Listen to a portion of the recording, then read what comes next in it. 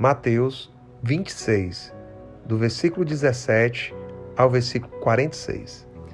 No primeiro dia da festa dos pães sem fermento, os discípulos dirigiram-se a Jesus e lhe perguntaram: Onde queres que preparemos a refeição da Páscoa? Ele respondeu dizendo que entrassem na cidade, procurassem um certo homem e lhe dissessem: O mestre diz, o meu tempo está próximo, vou celebrar a Páscoa com meus discípulos em sua casa. Os discípulos fizeram como Jesus os havia instruído e prepararam a Páscoa. Ao anoitecer, Jesus estava reclinado à mesa com os 12. E enquanto estavam comendo, ele disse: Digo-lhes que certamente um de vocês me trairá. Eles ficaram muito tristes e começaram a dizer-lhe, um após outro: Com certeza não sou eu, Senhor. Afirmou Jesus: Aquele que comeu comigo do mesmo prato há de me trair.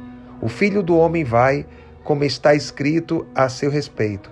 Mas ai daquele que trai o Filho do Homem, melhor que seria não haver nascido.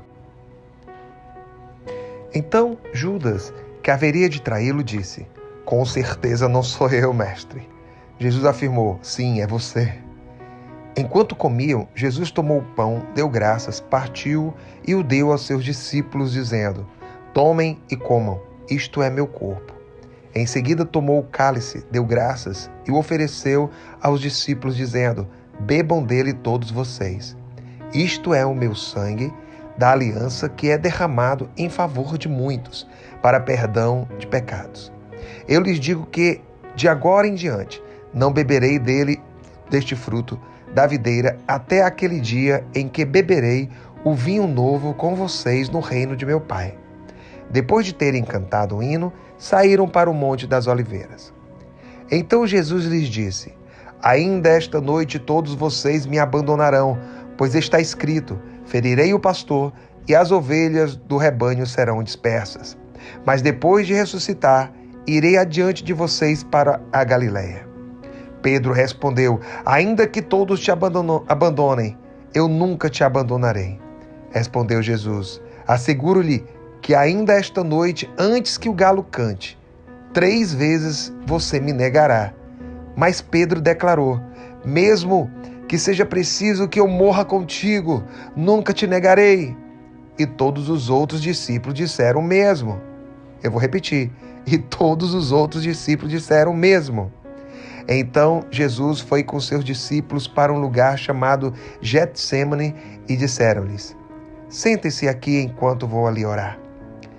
Levando consigo Pedro e os 2 filhos de Zebedeu, começou a entristecer-se e a angustiar-se. Disse-lhes então: A minha alma está profundamente triste, numa tristeza mortal. Fiquem aqui e vigiem comigo. Indo um pouco mais adiante, prostrou-se com o rosto em terra e orou: Meu Pai, se for possível, afasta de mim este cálice. Contudo, não seja como eu quero, mas sim como tu queres. Então voltou aos seus discípulos e os encontrou dormindo.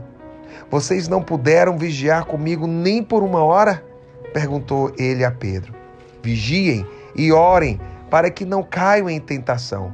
O espírito está pronto, mas a carne é fraca. E retirou-se outra vez para orar. Meu Pai, se não for possível afastar de mim este cálice sem que eu beba, faça-se a tua vontade. Quando voltou de novo, os encontrou dormindo porque seus olhos estavam pesados. Então os deixou novamente e orou pela 3ª vez, dizendo as mesmas palavras. Depois voltou aos discípulos e lhes disse: Vocês ainda dormem e descansam? Chegou a hora. Eis que o Filho do Homem está sendo entregue nas mãos de pecadores. Levantem-se e vamos. Aí vem aquele que me trai. Queridos, a única coisa que Jesus quer de nós é a nossa companhia. Ele fala da ceia junto aos discípulos. Ele fala de noites de oração, 1, 2, 3. Quantas vezes Ele quer que a gente esteja presente. Mas, infelizmente, na natureza humana, na natureza do homem, buscar se distanciar do Senhor. Mas Ele sempre vai insistir, inclusive com Judas. Você lembra? Ele estava na ceia, ele estava lá, ele falou que ele erraria, mas nem assim o Senhor o desprezou. O Senhor amou Judas até o fim. O Senhor vai nos amar até o fim, porque ainda há esperança de nós tomarmos uma posição, de sentarmos na mesa e declararmos ao Senhor: como é bom estar contigo, Senhor. Como é bom cear contigo. Como é bom orar contigo. Porque não só o meu corpo ele se satisfaz, mas a minha alma e o meu espírito é vivificado. Que seu espírito seja vivificado agora pela presença do pão da vida, do pão da presença.